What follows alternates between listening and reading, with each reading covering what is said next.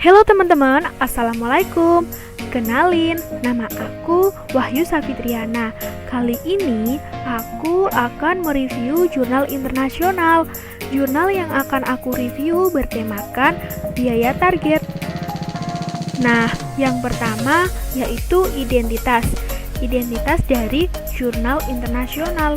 Satu, judulnya yaitu Target Costing in New Zealand Manufacturing Firm, di mana biaya target di perusahaan manufaktur di Selandia Baru. Kedua, yaitu mengenai penerbit. Penerbitnya dari Emerald Group Publishing Limited.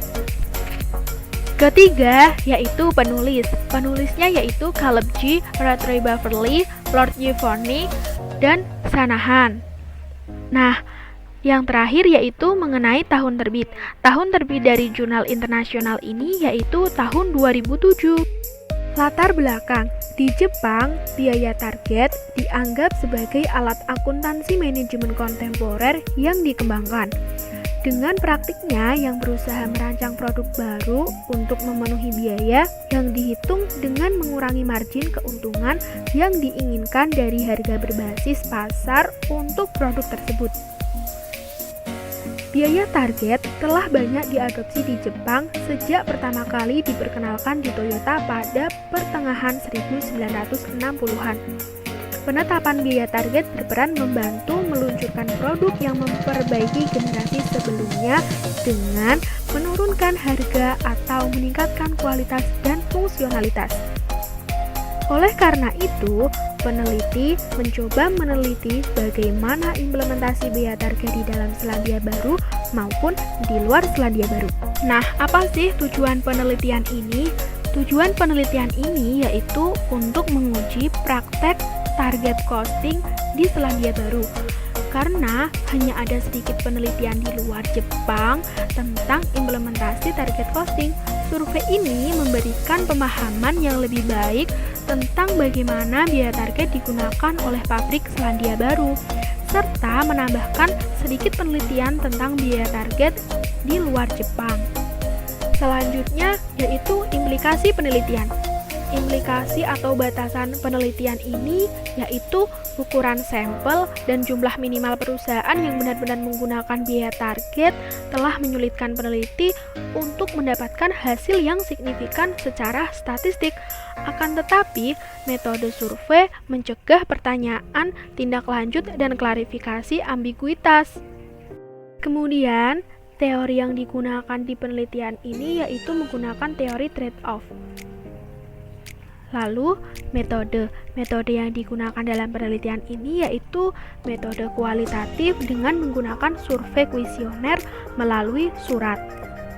Nah, untuk objeknya adalah perusahaan manufaktur dengan lebih dari 50 karyawan yang terdaftar di database Kompas, atau kita dapat mencarinya di www.kompas.com.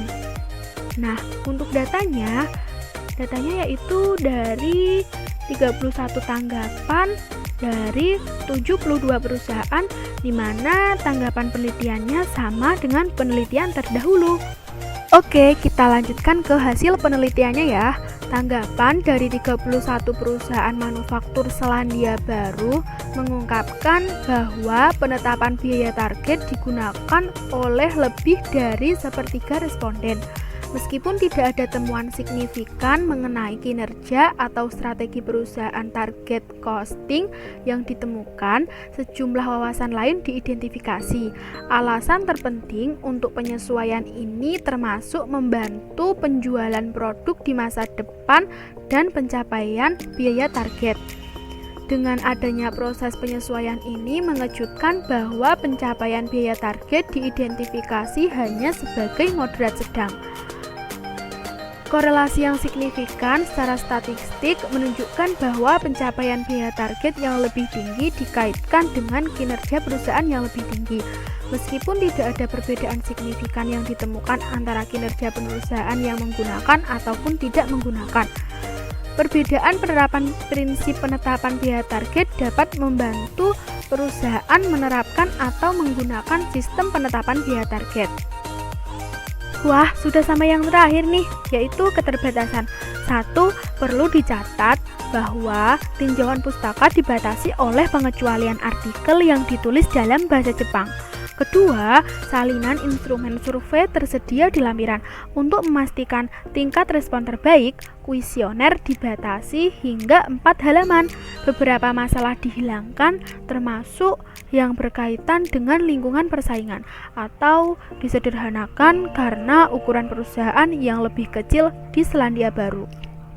Oke, itu aja dulu videonya. Semoga bermanfaat dan kalian suka. Sampai jumpa di video selanjutnya.